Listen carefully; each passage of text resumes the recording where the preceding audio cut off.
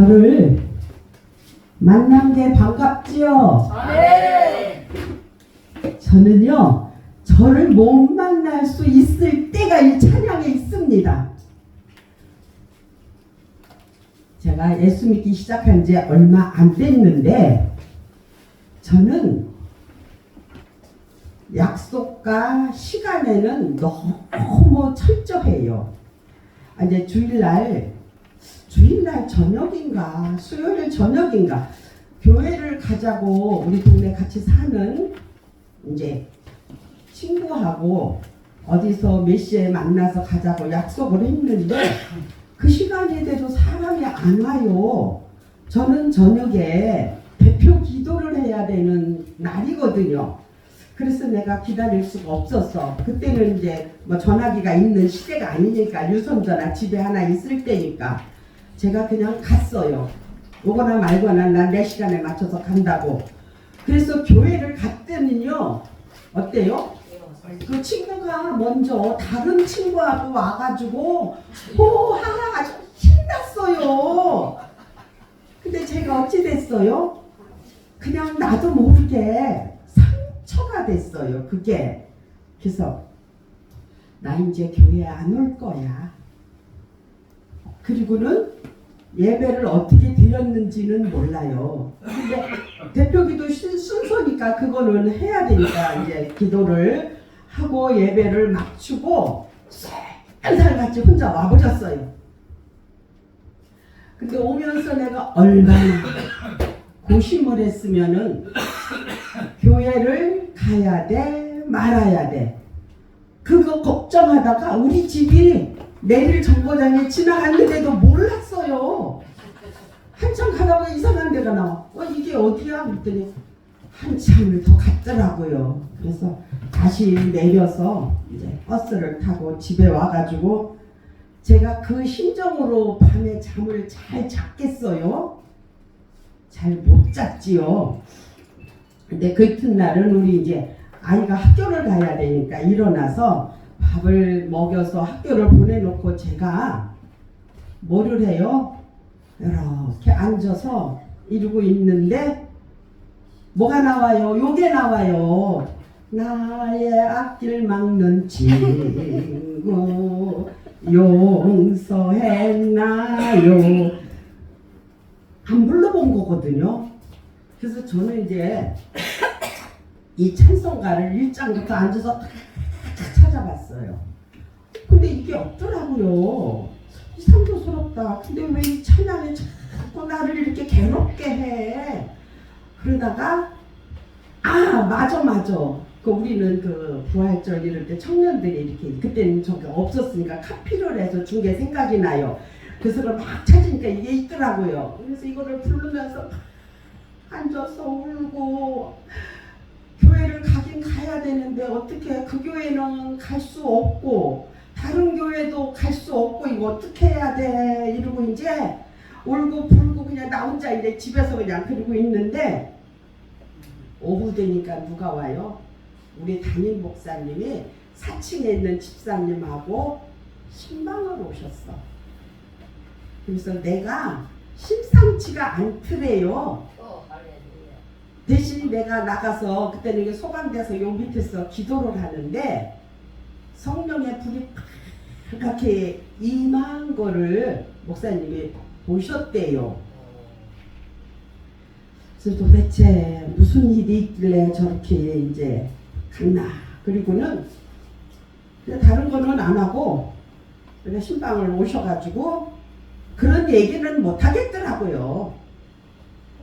그래서 우리 아이 어린 아이니까 데리고 저기 지금 말하면은 저쪽에 한국 화장품이 있는데 그쪽은 그때 논이 있었어요. 모시문데 거기를 데리고 가서 우리 애 수준에 맞춰서 떡볶이도 사주고 이제 시간을 같이 보내줘야 내가 이제 위로가 된다고 생각을 하셨나 봐. 그리고는 어떻게 해요? 마음을 돌이켜서 교회를 가서 여기까지 왔습니다. 아마 그때 하나님이 나를 그렇게 만져주시 않으셨다면은 모르죠. 신앙생활도 안 했을런지도. 안 했으면은 지금 이 자리에 주의 종이 돼서 서지도 않았지요. 이 찬양이 생각이 났는데 다시금 천국 가신 우리 목사님이 그립네요. 겟세마네 기도. 겟세마네는 기름 짜는 틀이라는 뜻으로 이 부분에 많이 재배되고 있었던 감람나무에 기름을 짜는 차두기가 설치된 데서 유래된 이름인 것 같습니다. 지금도 이곳에 8그루의 늙은 감람나무가 서식하고 이곳은 있어서 겟세마네라는 이름으로 실감을 느끼게 합니다. 이곳은 기도론 시내를 건너 감람산 서쪽 경사면에 있으며 예루살렘 동쪽 성문으로부터 약 1.2km 정도 떨어져 있는데 예수께서 제자들과 더불어 자주 기도하러 가셨던 장소입니다. 요한복음 18장 1절로 2절에 예수께서 이 말씀을 하시고 제자들과 함께 기도론 시내 저편으로 나가시니 거기 동산이 있는데 제자들과 함께 들어가시다. 거기는 예수께서 제자들과 가끔 모이시는 곳이므로 예수를 파는 유다도 그곳을 알더라. 아멘. 이처럼 언제든지 찾아갈 수 있는 위치에 기도의 장소를 마련해 두는 것이 주께서 보여주신 하나의 모범입니다. 우리들도 이와 같이 나 혼자만 기도할 수 있는 장소를 가지고 계신가요?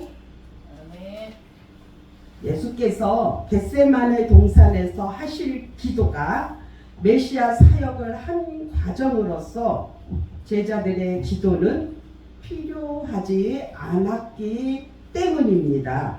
주께서는 십자가 상에서 육체적 고통을 당하시기 이전에 이미 겟세마네 동산의 기도를 통해 정신적, 영적 고통을 당하심으로써 인류의 죄를 대속하시기 위한 구속 사역을 시작하였습니다.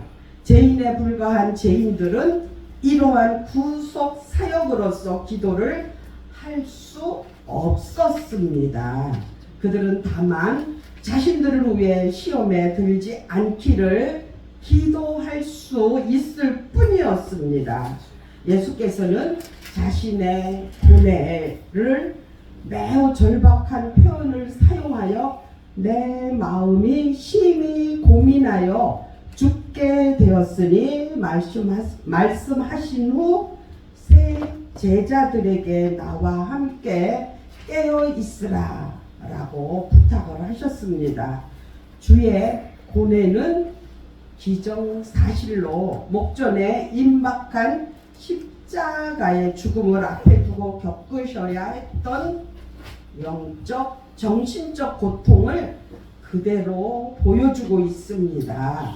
이러한 상황에서 주께서 세 제자에게 깨어 있으라고 부탁하신 것은 주의 구속 사역이 바로 그들을 구원하기 위한 것임을 일깨워 주시고 그들의 영적 각성을 촉구하시기 위함이었습니다. 우리도 주의 말씀에 무감각하지 말고 주께서 겪으신 쓰라린 고뇌와 아픔의 기도를 생각하면서 영적으로 항상 깨어있는 생활을 하기에 힘써야 합니다. 골로새서 4장 2절에 기도는 항상 힘쓰고 기도에 감사함으로 깨어 있으라. 아멘. 주께서는 세 제자들이 있는 자리에서 조금 나아가사 즉 돌 던질 만큼 떨어져서 무릎을 꿇고 기도하셨습니다. 이는 완전히 홀로 있다는 생각이 들지 않을 정도로 거리에서 기도하셨다는 뜻입니다. 거기서 예수님은 무릎을 꿇으시고 얼굴을 땅에 대시고 엎드려 기도하셨습니다. 이는 예수께서 하나님께 완전히 복종하시겠다는 마음을 표현한 기도의 자세라고 할 수 있습니다. 히브리서 5장 7절에 그는 육체에 계실 때에 자기를 죽음에서 능히 구원하실 이에게 심한 고통과 눈물로 간구와 소원을 올렸고 그의 경외하심을 인하여 들으심을 얻었느니라. 아멘. 예수께서 심한 통곡과 눈물로 간구와 소원을 올렸다고 했는데 이 기사는 예수의 기도가 얼마나 간절했으면은 떨어지는 땀방울이 핏방울이 되었다고 합니다. 주께서 맡겨주신 십자가를 감당해야 될 우리들에게는 마가복음 8장 34절에 무리가 제자들을 불러 이르시되 아무든지 나를 따라오려거든 자기를 부인하고 자기 십자가를 지고 나를 쫓을 것이니라. 아멘. 그 십자가를 감당하기 위해서 주와 같이 구체적이고 실제적인 기도의 경험이 있어야 합니다. 자는 유대인들에게 기쁨이나 슬픔, 축복이나 환난 등을 상징하는 표현으로 사용이 되었습니다. 잔이라 함은 예수께서 감당하셔야 할 슬픔과 환난인 십자가의 순환과 죽음에 대한 상징적 표현이라고 볼 수 있습니다. 이 기도에는 그리스도의 두 가지 의지가 있습니다. 인간적인 의지와 신적인 의지가 동시에 나타납니다. 우리는 성령이 임한 성령과 우리가 우리의 인간적인 육신만 가지고 있지만 예수님은 신격과 인격을 같이 동일하고 가지고 계신 분입니다. 근데 육신을 입고 살 동안은 신적인 거는 쓰시지 않았다고 성경은 기록을 하고 있습니다. 주께서는 우리와 같은 연약함을 지니고 계셨기에 모욕과 고난을 피하려고 하는 인간적인 의지를 숨김없이 드러내셨습니다. 이러한 인간적인 의지는 곧 하나님께 온전히 복종하기를 원하는 신적인 의지에 의해 극복이 되었습니다. 이러한 사실에 대하여 히브리서 기자는 우리는 구원하실 그리스도께서 고난으로 말미암아 온전케 되셨고 히브리서 2장 10절에 만물이 인하고 만물이 말미암은 자에게는 많은 아들을 이끌어 영광에 들어가게 하시는 일에 저희 구원의 주를 고난으로 말미암아 온전케 하심이 합당하도다. 아멘.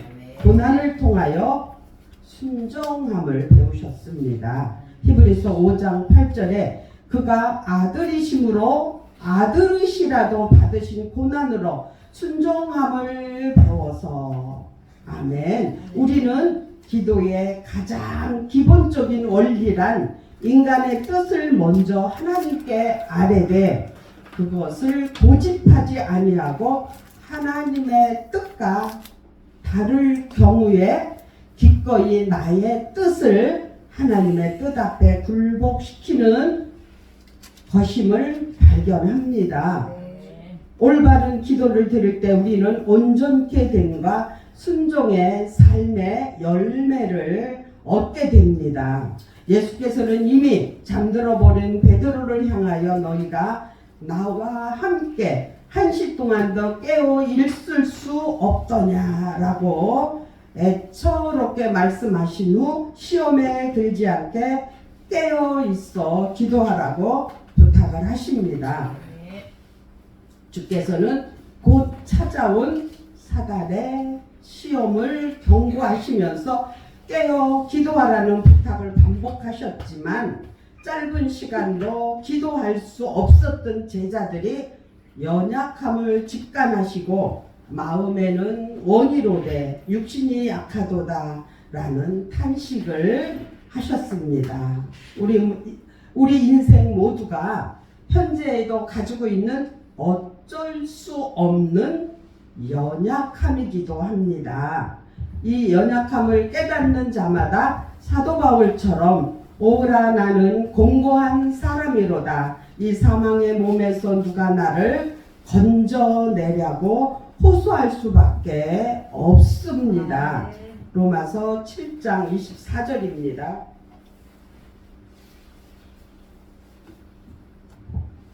하나님께서는 절대 무능력의 상태에 있는 인생을 들어서 생명의 역사를 일으키게 하십니다.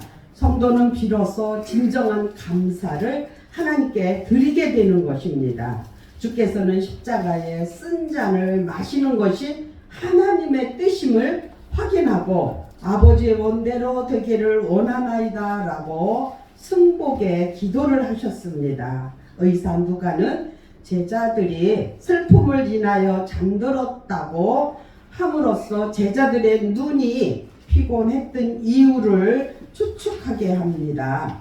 누가복음 22장 45절에 기도 후에 일어나 제자들에게 가서 슬픔을 인하여 잠든 것을 보시고 제자들은 순환에 대한 주의 예언을 듣고 상심하였으며 슬퍼한 나머지 눈물을 흘렸던 것 같습니다.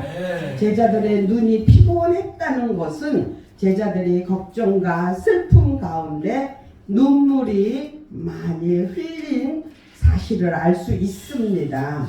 제자들은 슬퍼 잠들기는 했어도 깨어 기도하지는 못했습니다. 우리가 종종 경험하는 우리의 모습이 아닌가요?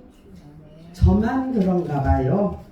예수께서는 자신의 죽음을 앞두고서 겟세마네 동산에 나아가 마지막으로 하나님께 기도하며 최후를 준비하고 있는 예수의 모습이 엄습하고도 리얼하게 그려져 있습니다. 우리는 죽음을 맞이하는 예수의 인간적 고통과 고뇌, 갈등을 생생하게 읽어낼 수 있는데 실로 그는 우리와 다를 바 없는 연약한 몸과 성정을 지니실 분이었음을 새삼 깨달을 수 있습니다. 한시도 깨어있지 못하고 잠이 든 제자들을 향한 예수님의 말씀에는 참으로 절절한 사랑과 안타까움이 동시에 드러나고 있습니다. 깨어있어 기도하라는 말씀은 예수님만을 위한 것이 아니라 제자들의 영혼을 위한 권면입니다. 깨어있지 않으면 때를 알지 못합니다. 때를 알지 못하면 무엇을 강구해야 할지조차도 알 수가 없습니다. 기도하지 않으면 아무 능력도 얻을 수 없습니다. 문제가 무엇인지 파악하고 해결할 능력을 가지려면 깨어있어 기도하는 생활을 하지 않으면 안 됩니다.